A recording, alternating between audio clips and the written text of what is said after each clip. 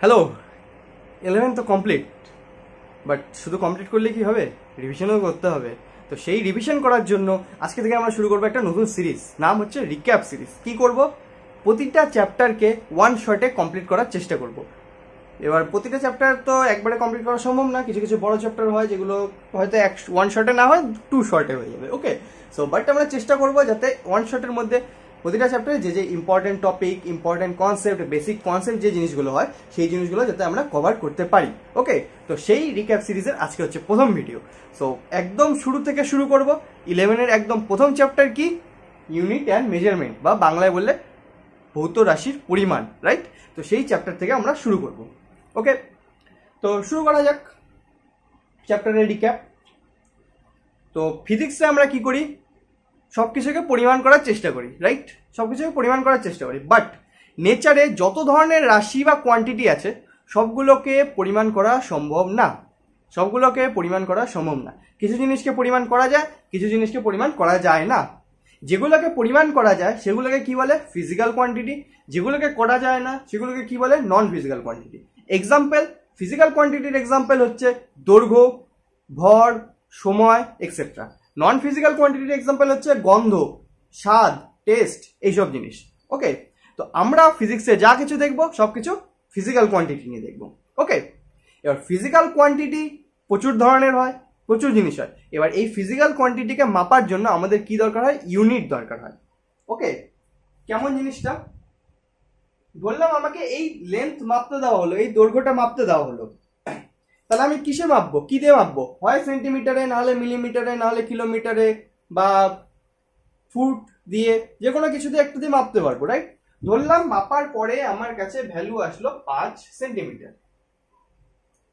এইখানে আমি যে সেন্টিমিটার জিনিসটা ইউজ করলাম এটাকেই বলা হয় ইউনিট। ওকে, এটাকেই বলা হয় ইউনিট। তাহলে ইউনিট কাকে বলে যদি বলা হয়, কি বলবো? ইউনিট হচ্ছে এমন একটা জিনিস, এমন একটা পরিমাণ যেটা আগে থেকে সেট করে রাখা থাকে, তার সাপেক্ষে আমরা কোনো কিছুকে পরিমাণ করতে পারি। মানে সেন্টিমিটার বলতে একটা জিনিস সেট করা যে এটাই হবে 1 সেন্টিমিটার, এর সাপেক্ষে এই লেন্থটা কত হয়ে যাচ্ছে? 1 2 3 4 5 গুণ, তাই এটা কি হয়ে গেল? 5 সেন্টিমিটার। তাই যে কোনো জিনিসের পরিমাণ যখন আমাদের লিখতে হয় তখন আমরা কি লিখবো? এক তো নাম্বারটা লিখবো, আর 2 নাম্বার তার পাশে ইউনিটটা মেনশন করতে হবে, যে আমি এটাকে সেন্টিমিটারে মাপলাম, নাকি কিলোমিটারে মাপলাম, নাকি মিলিমিটারে মাপলাম, কিসে মাপলাম, সেটা আমাদেরকে এখানে বলতে হবে। ওকে, সো এই হচ্ছে ইউনিট। এবার এই ইউনিট দু রকমের হয়, এক প্রাইমারি ইউনিট, দুই ডিরাইভড ইউনিট। প্রাইমারি ইউনিট মানে প্রাথমিক একক, ডিরাইভড ইউনিট মানে লব্ধ একক। প্রাথমিক এককের মধ্যে টোটাল 60টা ইউনিট পড়ে, 5 6 7, 7টা ইউনিট। কি কি ইউনিট? দৈর্ঘ্যের ইউনিট, ভরের ইউনিট, সময়ের ইউনিট। দৈর্ঘ্য, ভর, সময়। তড়িৎ প্রবাহ, তাপগতীয়, তাপমাত্রা। দৈর্ঘ্য, ভর, সময়। ওকে, দৈর্ঘ্য, ভর, সময়, তড়িৎ প্রবাহ, তাপগতীয়, তাপমাত্রা, পদার্থের পরিমাণ, দীপন প্রাবল্য। কি কি বললাম? 7টা। দৈর্ঘ্য, ভর, সময়, তড়িৎ প্রবাহ। দৈর্ঘ্য, ভর, সময়, তড়িৎ প্রবাহ। তারপর তাপগতীয়, তাপমাত্রা, তারপর পদার্থের পরিমাণ, আর দীপন প্রাবল্য। এই যে 7টা ইউনিট আছে, এই 7টা ইউনিটকে বলা হয় প্রাথমিক একক। আর এই 7টাকে বাদ দিয়ে যত ইউনিট হয়, এই নেচারে যত ইউনিট হয় সবকিছুকে কি বলা হয়? লব্ধ বা ডিরাইভড। কেন? এবার কোশ্চেন, কারণ এই যে 7টা প্রাথমিক একক, এই প্রাথমিক এককগুলো অন্য কোনো কিছুর উপর নির্ভর করে না, এদের মান ফিক্স করা। দৈর্ঘ্য বলতে এতটা হবে, 1 সেন্টিমিটার এতটা হবে, 1 কিলোমিটার এতটা হবে, ভর 1 গ্রাম এতটা হবে, 1 কেজি এতটা হবে, এরকম সেট করা। এগুলো কোনো কিছুর উপরে নির্ভর করে না। উল্টো দিকে ডিরাইভড ইউনিট কি হয়? ডিরাইভড ইউনিটগুলো এই প্রাথমিকের উপর নির্ভর করে। মানে এই প্রাথমিকগুলোকে যোগ, বিয়োগ, গুণ, ভাগ যে কোনো কিছু করে এই ডিরাইভগুলো তৈরি করা যায়। সব কটা ডিরাইভ, যত ডিরাইভড হয় সবগুলোকে এই প্রাথমিক থেকে আমরা তৈরি করতে পারি। মানে এই 7টা জিনিস থেকে আমরা তৈরি করতে পারি। ওকে, তাহলে কি কি হলো? 1 প্রাইমারি ইউনিট, আর 2 ডিরাইভড ইউনিট। ওকে, কখনো মানে এটাকে ফান্ডামেন্টাল ইউনিটসও বলা হয়, এটাকে ডিরাইভড ইউনিটও বলা হয়। ওকে, তাহলে ফান্ডামেন্টাল বা প্রাইমারি বা প্রাথমিক একক কি কি হলো? 7টা হলো। আর সেই 7টাকে যোগ, বিয়োগ, গুণ, ভাগ যে কোনো কিছু করে কি করা যাবে? যে কোনো ডিরাইভ তৈরি করা যাবে। ওকে, যেমন একটা এক্সাম্পল দেই, ধরা হলো আমাকে এর ক্ষেত্রফল বের করতে দেওয়া হলো। ক্ষেত্রফল কি করে বের করব? এই পাশের দৈর্ঘ্যটা নিব, ধরলাম এর পাশের দৈর্ঘ্য এ আর এই পাশের দৈর্ঘ্য ধরলাম বি, তাহলে ক্ষেত্রফল কত হবে এ ইন্টু বি, রাইট? এরিয়া কত হবে এ ইন্টু বি। এই যে এ নিলাম আর বি নিলাম, এগুলো কি দৈর্ঘ্য না? আবার দৈর্ঘ্য কি জিনিস? প্রাথমিক একক। তাহলে প্রাথমিক একককে দুবার গুণ করে কি চলে আসলো? ক্ষেত্রফল। ওরকমই তিনবার গুণ করলে কি চলে আসতো? আয়তন, রাইট? তো যে কোনো ডিরাইভড ইউনিটকে কি করা যায়? এই প্রাথমিক ইউনিট থেকে তৈরি করা যায়, এটা প্রমাণ করা গেল, রাইট? তাহলে দু ধরনের ইউনিট হয়, এক ফান্ডামেন্টাল, দুই ডিরাইভড বা প্রাথমিক ইউনিট, আর কি বলা হয়? লব্ধ ইউনিট। ওকে, এবার এই যে দৈর্ঘ্যটা আমি মাপলাম, কি দিয়ে মাপলাম? সেন্টিমিটার দিয়ে। এটা অন্য একজন কিলোমিটার দিয়ে মাপতে পারতো, আরেকজন 3 নাম্বার জন মিলিমিটার দিয়ে মাপতে পারতো, সেন্টিমিটার তো আমি মাপলাম, রাইট? তো কি হয়, এত ধরনের ইউনিট থাকার জন্য, একটা জিনিসকে মাপার এত ধরনের ইউনিট থাকার জন্য পৃথিবীর এক এক জায়গায় এক একজন এক একটা ইউজ করে। মানে ধরলাম আমাদের এখানে সবাই কি করে? সেন্টিমিটার দিয়ে বের করে, অন্য কোথাও কি করে? সবাই কিলোমিটার দিয়ে বের করে, আবার আরেক জায়গায় কি করে? মিলিমিটার দিয়ে তৈরি করে, মানে মিলিমিটার তৈরি না, মিলিমিটার দিয়ে মাপে, রাইট? তাহলে এক এক জায়গায় এক এক ধরনের ইউনিট সিস্টেম প্রচলিত হয়। মানে সিস্টেম বলতে ওখানে ওই জিনিসগুলো দিয়ে মাপা হবে, এখানে এই জিনিসটা দিয়ে মাপা হবে, ওইখানে ওই জিনিস, এখানে এই জিনিস দিয়ে মাপা হবে, এক এক জায়গায় এক একটা মাপা হয়, রাইট? তো কি হয়? ইউনিট সিস্টেম প্রচলিত হয়। এবার দুনিয়াতে মানে পৃথিবীতে অনেক ধরনের ইউনিট সিস্টেম থাকে, তার মধ্যে আমরা মেনলি 3টা ইউনিট সিস্টেম সম্পর্কে দেখব, সিজিএস, এফপিএস, এমকেএস। ওকে, এবার কি কি ইউনিট সিস্টেম? একটা হচ্ছে সিজিএস, 2 নাম্বার হচ্ছে এফপিএস, আর 3 নাম্বার হচ্ছে এমকেএস। সিজিএস ইউনিট সিস্টেমে আমরা দৈর্ঘ্য মাপতে ইউজ করব সেন্টিমিটারকে, ভর মাপতে ইউজ করব গ্রামকে, আর টাইম মাপতে ইউজ করব সেকেন্ডকে। ওরকমই এফপিএস ইউনিট সিস্টেমে আমরা দৈর্ঘ্য মাপতে ইউজ করব ফুটকে, ভর মাপতে ইউজ করব পাউন্ডকে, আর টাইম মাপতে ইউজ করব সেকেন্ডকে। ওরকমই এমকেএস ইউনিট সিস্টেমের কথা যদি বলা হয়, তাহলে দৈর্ঘ্য মাপতে ইউজ করব মিটারকে,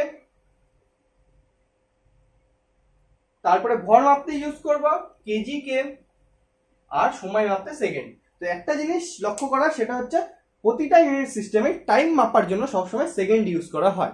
ওকে, তাহলে দৈর্ঘ্য, ভর, সময়, এই তিনটাকে শর্ট ফর্মে কি কি ইউনিট সিস্টেমের নামকরণ করা হয়, এই তিনটা জিনিসের শর্ট ফর্ম দিয়ে ইউনিট সিস্টেমের নামকরণ করা হয়, CGS unit system, FPS unit system, MKS. Okay, তাহলে অনেক ধরনের ইউনিট সিস্টেম থাকে, আরো অনেক থাকে, রাইট? তো পৃথিবীর এক এক জায়গায় এক একটা ইউনিট সিস্টেম ইউজ করা হচ্ছে, তাহলে তো সমস্যার ব্যাপার।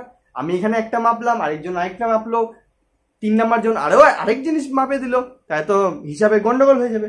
সেই জন্য কি হয়? সেই জন্য একটা সংস্থা স্থাপন করা হয়, যার নাম হচ্ছে BIPM, the International Bureau of Weights and Measures, the International Bureau of Weights and Measures. ওই সংস্থা কি করে? একটাই ইউনিট সিস্টেমকে আন্তর্জাতিকভাবে স্বীকৃতি দেয়, মানে সব জায়গায় কি বলে যে এই ইউনিট সিস্টেমটাকে ফলো করতে হবে। ওকে, সেই ইউনিট সিস্টেমের নাম কি? ওই ইউনিট সিস্টেমের নাম হচ্ছে SI unit system. Okay, full form হচ্ছে সিস্টেম ইন্টারন্যাশনাল ইউনিটস, বা ইংলিশে বললে the international system of units. Okay, এবার SI ইউনিট সিস্টেম হিসেবে কোন ইউনিট সিস্টেম ইউজ করা হবে? SI ইউনিট সিস্টেম বলতে আমরা ইউজ করি MKS ইউনিট সিস্টেমকে, মানে দৈর্ঘ্য মাপতে ব্যবহার করব মিটারকে, ভর মাপতে ব্যবহার করব কেজিকে, সেকেন্ড সময় মাপতে ইউজ করব সেকেন্ডকে। ওকে, এইভাবে চলে আসে SI ইউনিট সিস্টেম। তো ফিজিক্সে আমরা যা কিছু ক্যালকুলেশন করব, যা কিছু করব, সবকিছু করব এক SI তে, 2 CGS এ। FPS কে আমরা অতটা ইউজ করি না আমাদের ক্যালকুলেশনের ক্ষেত্রে। ওকে, তো SI আর CGS এই দুটাকে আমরা সবচেয়ে বেশি ইউজ করব। তো এই হলো ইউনিট সিস্টেমের কথা। এবার এই যে আমি ইউনিটগুলো লিখলাম, যেমন সেন্টিমিটার, যেমন ফুট, পাউন্ড, সেকেন্ড, মিটার, এগুলোকে লেখার কিছু নিয়ম থাকে। ওকে, এগুলোকে লেখার কিছু নিয়ম থাকে, তো ফটাফট সেই নিয়মগুলো সম্পর্কে দেখে নেওয়া যাক। সহজ নিয়ম, আশা করি এতদিনে সবার মনে হয়েও গেছে, তাও যদি চলে আসে বাই চান্স শর্ট ফর্ম মানে MCQ তে, তাহলে দেখে নেওয়া যাক কি হয়।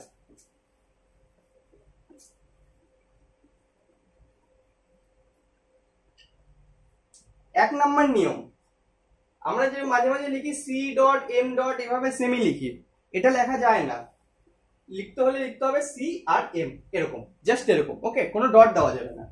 বাট যদি এটা কোনো সেন্টেন্সের লাস্টে থাকে তাহলে একটা ডট চিহ্ন ইউজ করা যেতে পারে, কি হিসেবে, ফুল স্টপ হিসেবে। ওকে, তারপরে যদি বহু বচন বোঝাতে হয়, যেমন 1 গ্রাম মানে 1 বচন, 2 গ্রাম হলে বহু বচন হয়ে যাচ্ছে না, সেরকমই বহু বচন বোঝাতে 5 গ্রামস আমরা লিখতে পারি না, 5 GS, 5 গ্রাম, ই বা ইএস যোগ করতে পারি না, আমাদেরকে লিখতে হবে 5 গ্রাম, জাস্ট এইটুকুই। ওকে, কোনো ই বা ইএস যোগ করতে পারি না বহু বচন বোঝাতে, যেহেতু 5 একের থেকে বড়, তো বহু বচন জিনিস ইউজ করতে পারি না। তারপরে যেসব ইউনিট সিস্টেম বিজ্ঞানীদের নামে, যেমন নিউটন বিজ্ঞানী নিউটনের নামে, অ্যাম্পিয়ার বিজ্ঞানী অ্যাম্পিয়ারের নামে, ক্যালভিন বিজ্ঞানী ক্যালভিনের নামে, এগুলোকে বড় হাতে লিখতে হয়। তার বদলে সেমি, মিটার, গ্রাম, সেকেন্ড, এগুলোকে কি ছোট হাতে লিখতে হয়। ঠিক আছে, এটা একটা নিয়ম। তারপরে কি, ইটালিকে লেখা যায় না, যে কোনো ইউনিটকে আমরা ইটালিকে লিখতে পারি না, মানে বেকায় লেখা যায় না, সে বেঁকিয়ে লেখা যায় না, লিখতে হলে রোমান হরফে লিখতে হবে, একদম সোজা করে। ওকে, এটা মেনলি বইয়ের ক্ষেত্রে, বই প্রিন্টের ক্ষেত্রে এই নিয়মটাকে মানা হয়। তারপরে কি, 10 মিটার পার সেকেন্ডের সাথে যদি আমি 2 সেকেন্ড গুণ করে দিই তাহলে কি হবে, নর্মাল ব্যাপার, সেকেন্ড সেকেন্ড কেটে যাবে, বাজবে 2 × 10 ইকুয়াল টু বাজবে হচ্ছে 20 মিটার। মানে গুণ কি হয়, গুণ ভাগ এগুলো কি হয়, নর্মাল বীজগাণিতিক নিয়মেই হয়। ওকে, তারপরে কি নিয়ম, গুণ বোঝাতে, নিউটন আর মিটারের মাঝে গুণ বোঝাতে হয় আমরা গ্যাপ ইউজ করব, একটা গ্যাপ থাকবে, নাহলে একটা ডট চিহ্ন থাকবে। ওকে, নিউটন ডট মিটার। তারপর ভাগ বোঝাতে জুল পার মিটার স্কয়ার, একটা তির্যক চিহ্ন ইউজ করব, যদি একের বেশি হয় তাহলে এরকম ইউজ করব, বা এরকমও ইউজ করতে পারি, কারণ এই টোটালটা মিটার স্কয়ার আর সেকেন্ড এটা নিচে আছে, এটাকে উপরে নিয়ে গেলাম, তাই 2 to the power -1 two the power -1 হয়ে গেল, সরি 2 টু দি পাওয়ার -2 আর 2 টু দি পাওয়ার -1 হয়ে গেল, এরকম করে করতে পারি। ওকে, তারপরে 30 ডিগ্রি সেলসিয়াসে আমরা ডিগ্রি চিহ্ন ইউজ করতে পারি, সেলসিয়াসে বা ফারেনহাইটে, কিন্তু ক্যালভিনে আমরা ডিগ্রি চিহ্ন ইউজ করতে পারি না, ক্যালভিন সবসময় ডিগ্রি ছাড়া লিখতে হয়। ওকে, তারপরে কিছু জিনিস থাকে, যেমন সেকেন্ডকে আমরা এসি দিয়ে লিখি, এভাবে লেখা যায় না, আমাদেরকে লিখতে হবে কি, এস দিয়ে। কখনো কখনো আমরা কি লিখি, স্কয়ার, সেন্টিমিটার স্কয়ারকে কি লিখি, এরকম করে লিখি, এস কিউ ডট সেমি, এটা লেখা যায় না, আমাদেরকে লিখতে হবে সেন্টিমিটার তার স্কয়ার। অনেক সময় লিখি মিটার পার সেকেন্ডকে এমপিএস, এভাবে লেখা যায় না, আমাদেরকে লিখতে হবে তির্যক চিহ্ন দিয়ে। তো এরকম কিছু নিয়ম থাকে, এমপিএস লেখা যায় না, মিটার পার সেকেন্ড এভাবে লেখা যায় না, লিখতে হবে মিটার/এস। ওকে, এরকম নিয়ম থাকে, সহজ সহজ নিয়ম। তারপরে কি আসে আমাদের কাছে কনসেপ্ট, ডাইমেনশন।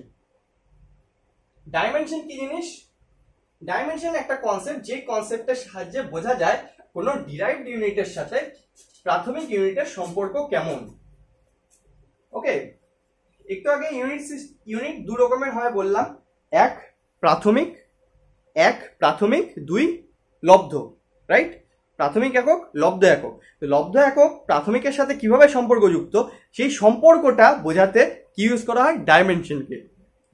ওকে, এবার একটু আগে যেমন দেখালাম এ বি, এটা হচ্ছে এরিয়া, এটা তো দেখে বলে দিতে পারছি লেন্থকে, মানে দৈর্ঘ্যকে দুবার গুণ করলাম তাহলেই চলে আসলো। কিন্তু সব ক্ষেত্রে ইউনিট এত সহজ হয় না, যেমন ফোর্সের ইউনিট কি, নিউটন। এবার ফোর্স যেহেতু প্রাথমিক এককের মধ্যে পড়ে না, 7টার মধ্যে, ওই 7টা ইউনিটের মধ্যে পড়ে না, তাহলে এটা কি এক ধরনের ডিরাইভড ইউনিট, রাইট। এবার এই ডিরাইভড ইউনিটের ইউনিট কি, এন, মানে নিউটন।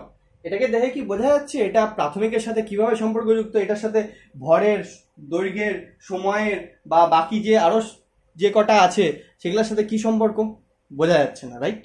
সেটা বোঝার জন্য কি ইউজ করা হয়, ডাইমেনশন ইউজ করা হয়। ডাইমেনশন।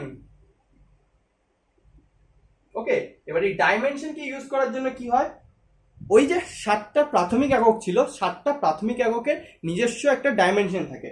যেমন দৈর্ঘ্যের থাকে হচ্ছে ডাইমেনশন এল, ভরের থাকে হচ্ছে ডাইমেনশন এম, টাইমের ডাইমেনশন হচ্ছে টি, ওরকমই বাকি যে 4টা প্রাথমিক একক থাকে তাদেরও একটা করে ডাইমেনশন থাকে। সবচেয়ে বেশি ইম্পর্টেন্ট হচ্ছে এই তিনটাকেই আমরা ইউজ করবো বেশিরভাগ ক্ষেত্রে।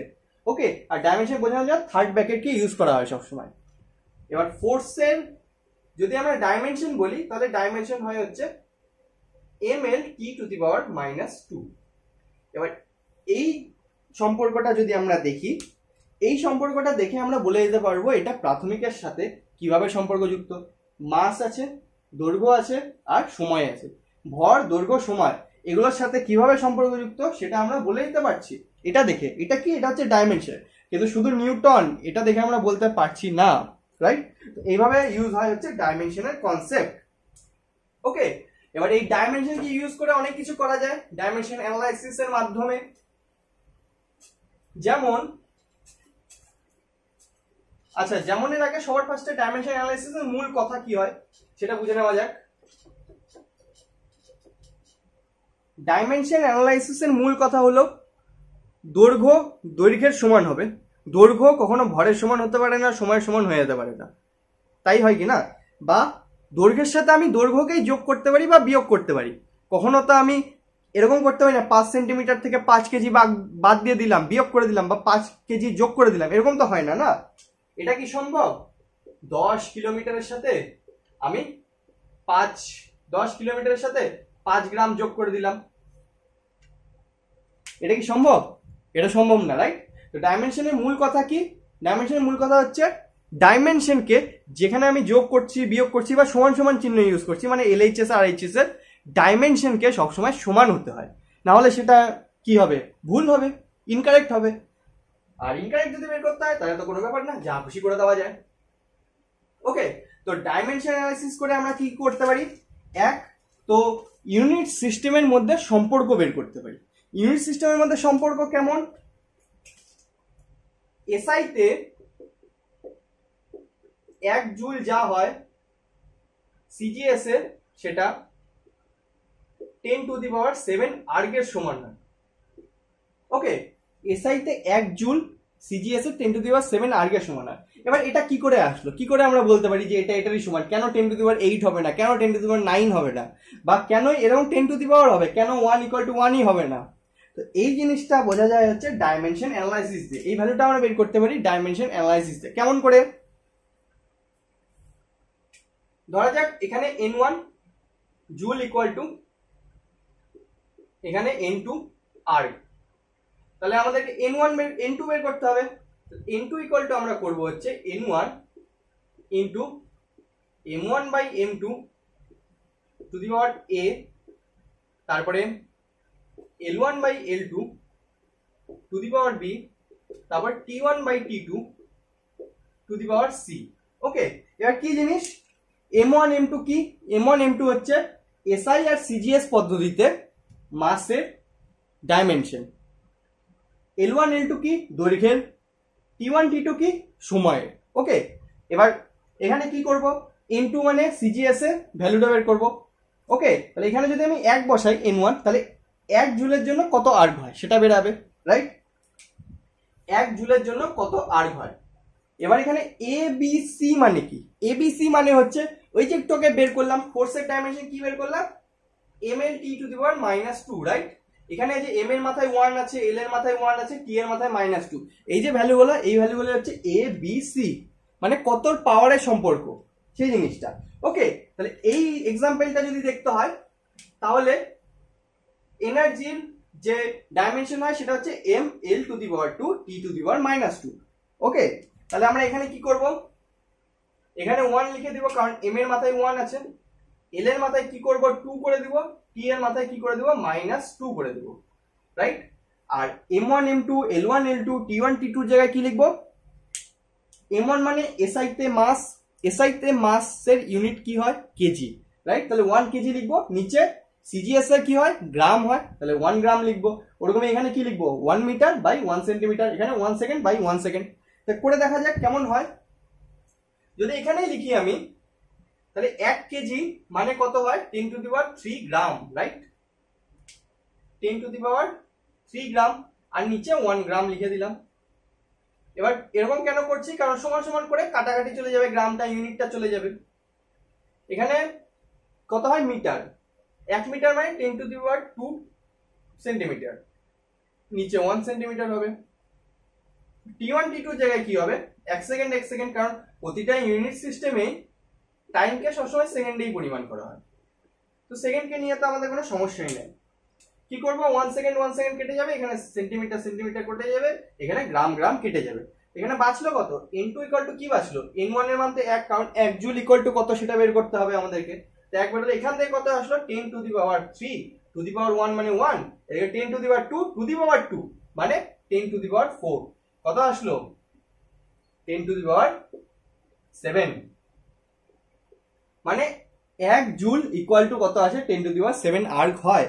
এটা কিভাবে আমরা বলতে পারলাম, ডাইমেনশন অ্যানালাইসিস দিয়ে আমরা বলতে পারলাম। তো এবার ডাইমেনশন অ্যানালাইসিস দিয়ে দুটো ইউনিট সিস্টেমের মধ্যে পারস্পরিক সম্পর্ক স্থাপন করা যায়।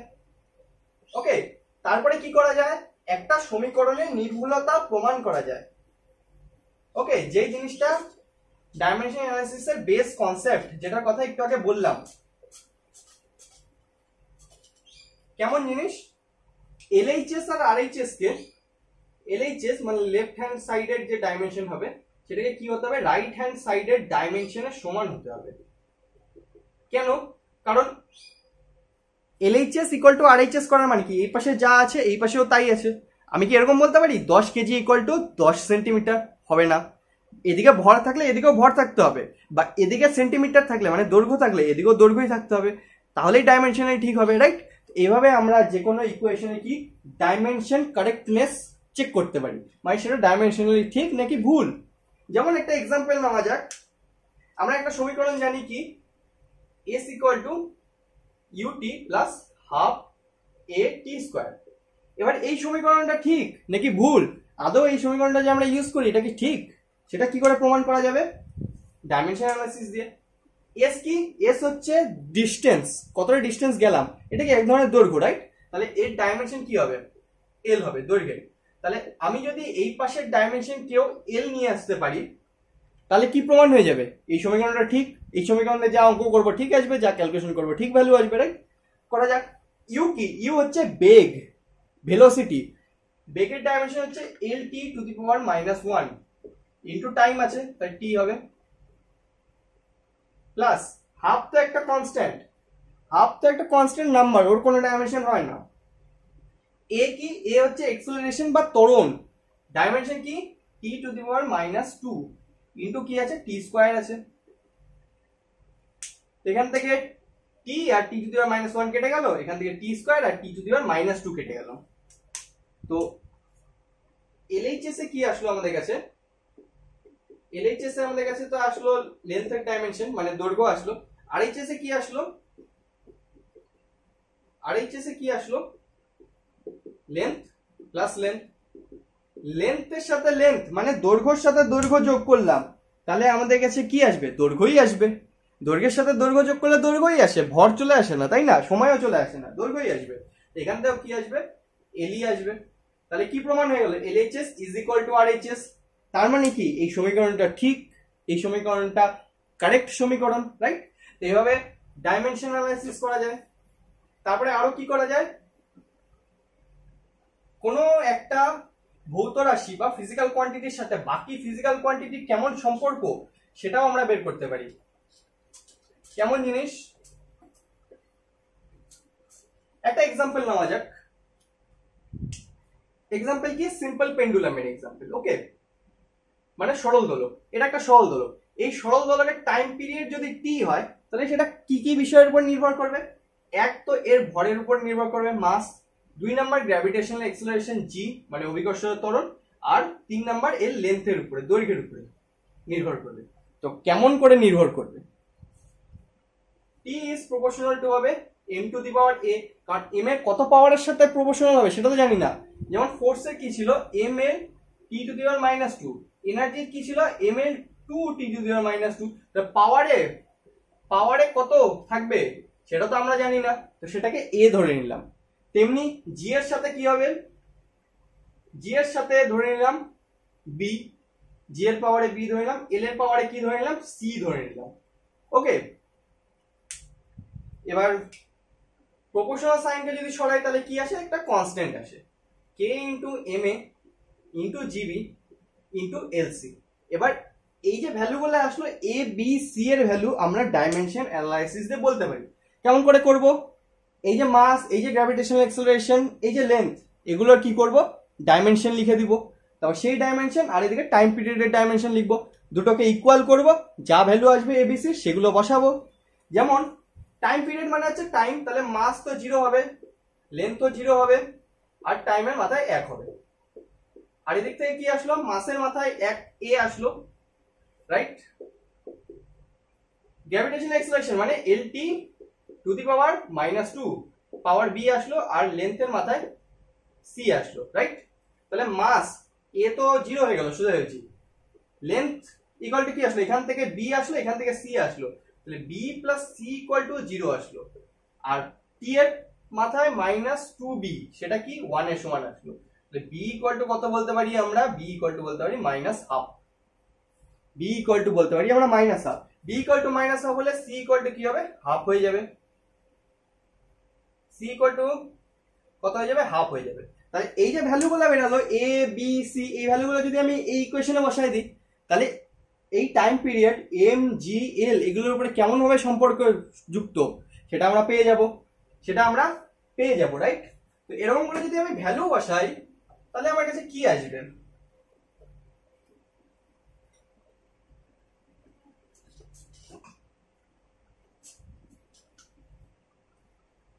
কি আসলো? t ইজ ইকুয়াল টু আসবে, k ছিল, m এর মাথায় 0 মানে 1 চলে গেল, রুট ওভার l বাই জি, কারণ l এর মাথায় ছিল হাফ মানে রুট, আর g এর মাথায় -1/2 মানে 1 বাই রুট। তাহলে কি চলে আসলো? t equal to k into root over l by G. মানে এই সরল দোলকের টাইম পিরিয়ড এক কথা মাসের উপরে নির্ভর করে না। 2 নাম্বার টাইম লেন্থ আর গ্র্যাভিটেশনাল অ্যাক্সেলারেশনের উপরে কেমন ভাবে নির্ভর করে? এইভাবে রুট ওভারের সম্পর্কে। তো এই সম্পর্কটা আমরা কিভাবে বের করতে পারলাম? শুধুমাত্র ডাইমেনশন অ্যানালাইসিস দিয়ে। তো ডাইমেনশন অ্যানালাইসিস এটা একটা পাওয়ারফুল জিনিস, যেটাতে আমরা অনেক কিছু করতে পারি। বাট ডাইমেনশন অ্যানালাইসিসই সব না, ডাইমেনশন অ্যানালাইসিসে সব করা সম্ভব না, কিছু লিমিটেশনস থাকে। যেমন এই যে কনস্ট্যান্টের ভ্যালুটা ছিল কে, এই কে এর ভ্যালু আমরা বের করতে পারি না। এই যে কেটা লিখলাম একটু আগে, T equal to K into root over L by G, এই কে এর ভ্যালু আমরা বের করতে পারি না ডাইমেনশন অ্যানালাইসিস দিয়ে। তারপরে কোন সমীকরণ যেমন F equal to G into m1 m2 by R square, যে একটা সমীকরণ ছিল, মনে পড়ে এটা কিসের সমীকরণ? মহাকর্ষীয় বল। এই সমীকরণে এই যে কনস্ট্যান্টটা আছে জি, এই জিটার একটা ডাইমেনশন থাকে। তো যেসব সমীকরণে কনস্ট্যান্টের মানে ধ্রুবকের কোনো মাত্রা থাকে, সেই সব সমীকরণে আমরা মাত্রা বিশ্লেষণ মানে ডাইমেনশন অ্যানালাইসিস করতে পারি না। ওকে, ডাইমেনশন অ্যানালাইসিস করতে পারি না, ঠিক আছে? তাহলে এটারও ডাইমেনশন অ্যানালাইসিস সম্ভব না। তারপরে কোনো ইকুয়েশনে বা কোনো সমীকরণে যদি মাত্রাহীন রাশি চলে আসে, যেমন থিটা, থিটা কি হচ্ছে? অ্যাঙ্গেল। থিটা কি এক ধরনের মাত্রাহীন রাশি, কারণ থিটার ভ্যালু কি হয়? বৃত্তচাপ বাই ব্যাসার্ধ। বৃত্তচাপ কি এক ধরনের দৈর্ঘ্য মানে এল, ব্যাসার্ধ কি এক ধরনের দৈর্ঘ্য মানে এল, এল বাই এল কেটে কি চলে আসবে? 1। তাহলে কোণ, থিটার ভ্যালু যে আসে, যে কোণ আসে, সে কোণটা কি এক ধরনের ডাইমেনশনলেস মাত্রাহীন রাশি। সেটা যদি কোনো ইকুয়েশনে থাকে, তাহলে আমরা সেই ইকুয়েশনে ডাইমেনশন অ্যানালাইসিস করতে পারি না। তো এরকম কিছু লিমিটেশনস থাকে কিসের? ডাইমেনশন অ্যানালাইসিস বা মাত্রা বিশ্লেষণের। ওকে, তো এই হলো মাত্রা বিশ্লেষণের কথা। তো মাত্রা বিশ্লেষণের পরে আমাদের কাছে আসে হচ্ছে পরিমাণ করা বা মেজারমেন্ট, এই চ্যাপ্টারের 2 নম্বর পার্ট। এতক্ষণ এই unit physical quantity, non physical quantity, fundamental, derived etcetera সম্পর্কে দেখছিলাম, ডাইমেনশন, ডাইমেনশন অ্যানালাইসিস। এইবার আসবে পরের পার্ট, এই পার্ট হয়ে গেল, এবার আসবে মেজারমেন্ট পার্ট। মেজারমেন্ট পার্টে দুটো জিনিস আছে, এক হচ্ছে ভার্নিয়ার স্কেল, 2 নম্বর হচ্ছে স্ক্রু গেজ। ভার্নিয়ার স্কেলের ক্ষেত্রে যেটা মনে রাখার জিনিস সেটা হচ্ছে ভার্নিয়ার কনস্ট্যান্ট, যার ভ্যালু হচ্ছে 0.01 সেন্টিমিটার। ভার্নিয়ার স্কেল কেমন হয়? এরকম করে একটা কি থাকে? মেন স্কেল থাকে, আর উপরে কি থাকে? একটা ভার্নিয়ার স্কেল থাকে, রাইট?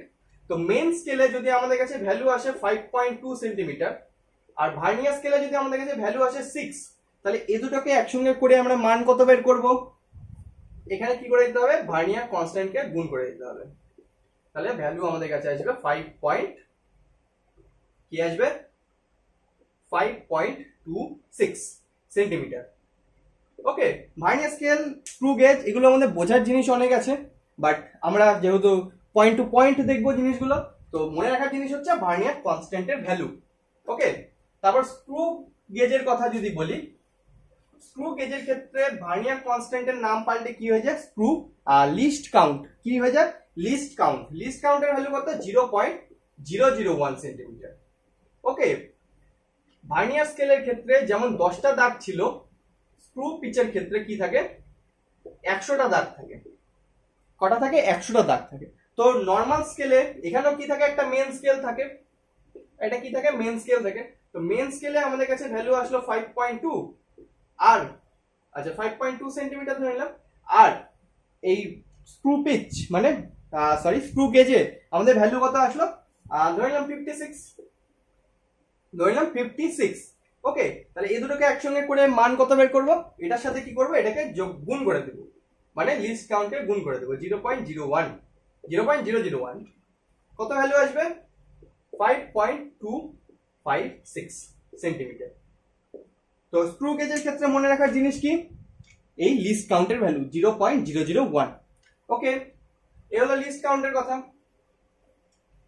ভার্নিয়ার স্কেল আর লিস্ট কাউন্টের পরে আসে আমাদের এরর মেজারমেন্ট বা ত্রুটির গণনা।